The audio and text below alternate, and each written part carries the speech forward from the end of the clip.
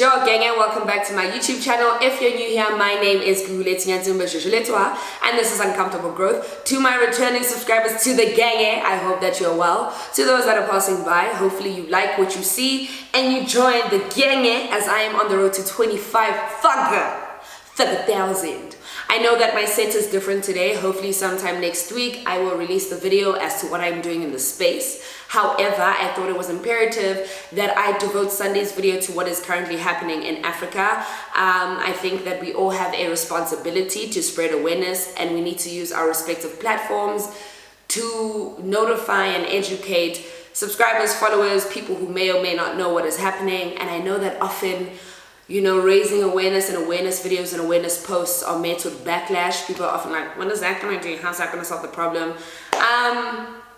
We have a responsibility, you know. I think that firstly, if you have a platform with people who watch, with subscribers or followers, whatever it is, especially if your platform is big and you have quite the reach, I do think you have a responsibility to inform your subscribers, your followers, whatever it is that, well, whatever those people are, you have a responsibility to let them know what is happening in the world, because some people may or may not be aware of things. I do think that when things do happen overseas, it tends to be amplified just a bit more. So I'd like to, you know, keep the same energy when it comes to our continent and our people. So that's exactly what I'm going to do today. I would like to say that I don't have a solution. I am doing this purely to inform you guys and to give you guys resources in the description box as to where you can read up more on what is happening in the world, Africa more specifically, and donation sites. So that is what today is about. I think I called the last one an awareness video. So this is yet another one. It's imperative that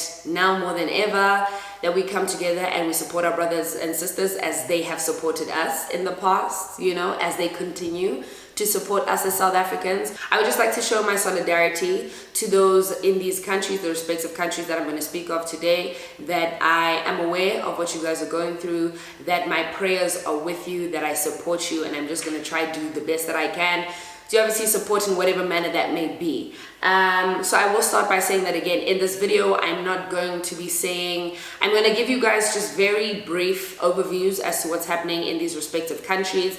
But like I said, the resources will be found in the description box.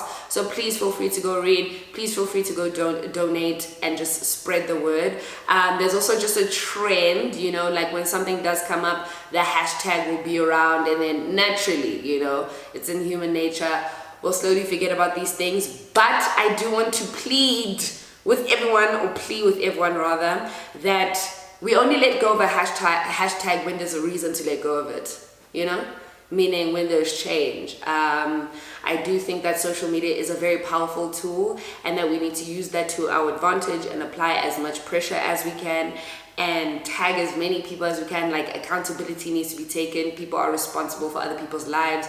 We're fighting for the basic human rights of people. Okay, so obviously in South Africa we have the Am I Next campaign, which came about last year, and that was us protesting against femicide and gender-based violence in South Africa.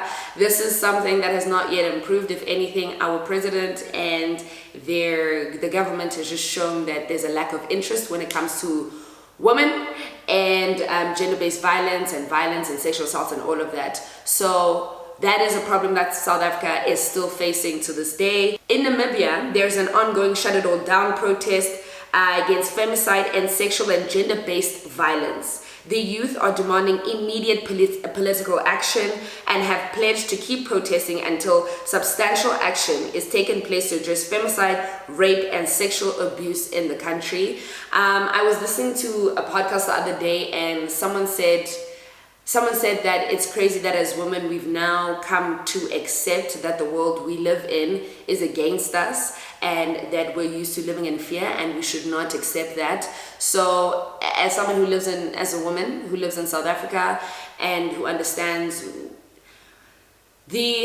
do I say this? As a woman who lives in South Africa and who obviously, you know, South Africa isn't necessarily a safe space for women. I do sympathize dearly with the women in Namibia. So I would like to keep the hashtag running. The hashtag is Shut It All Down. Like I said, donation sites will be in the description below and other resources. So that is what's happening in Namibia. In the DRC, the Democratic Republic of Congo, there is a silent Holocaust going on. Thousands of people have been killed and a lot have been displaced in the aftermath of brutal attacks and fighting by the armed groups in the DRC. The hashtag for Congo is hashtag Congo is bleeding. So please do tweet that, retweet anything with that hashtag, put it on your stories. Let's create as much awareness as possible. And like I said, donation sites will be in the description below. Okay, so the next country that I'm going to be speaking about is Nigeria. In Nigeria, there's an End SARS movement against police brutality and oppression, especially amongst the youth. The Special Anti-Robbery Squad, SARS, was put into place to protect civilians from armed robbers, but they have instead murdered, harassed, tortured, and raped citizens. The movement is a call to end SARS and totally reform the police force. So the hashtag for Nigeria is End SARS. Again, please go blast it literally everywhere on social media. I think that what is happening in Nigeria is heartbreaking, to say the very least. This was obviously a force that was put into place to protect people and is quite literally doing the opposite. And because of their position in society, they're obviously protected. The government hasn't done anything about it. I'm very certain in saying that I'm sure they're aware of what's happening in their country. And I just, in these three countries, it's not a heartwarming, but I've just seen that the people fighting against these movements the most seem to be the youth. And I do think it's because we're realizing that it is our responsibility and we are the next generation, and we're preparing, for the generation that is to come after us. Social media, like I said, is a very powerful tool, so let's do our best to keep these hashtags running. I also think that we need to remember that you need to question if you truly are, you need to question if you truly are against oppression, because often people are against being oppressed and not oppression.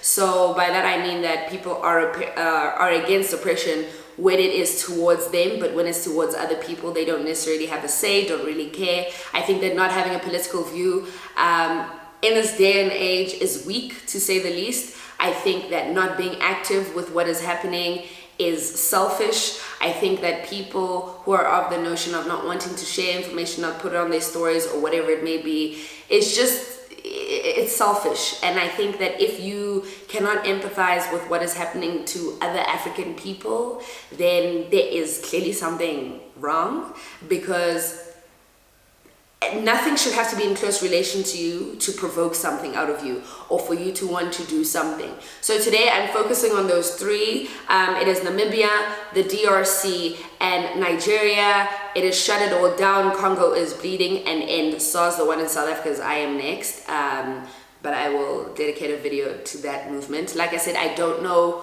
more than the average person. I have read up a bit and I have an understanding of what is happening, so I just wanted to make sure that you guys knew what was happening in the world, and that I think that as the youth we are quite literally redefining and reshaping society to what it needs to be. And I know it's a very taxing fight. This week has been a very hard one for me. I've been overwhelmed, and obviously with everything that is happening, it's only natural that it weighs on you. So I'd like to just remind everyone to take care of themselves, to take care of yourselves, to be gentle with yourselves. Social media can be a lot. The imagery is a lot. I think that if you are tired and you can't engage, that's okay. I think do your piece in the capacity, your own capacity. That is the most important part. But that is all that I have for you guys this Sunday. Hopefully you guys enjoyed this video. I am praying for these respective countries. I am praying for the victims in those countries. I'm praying for the people of those countries.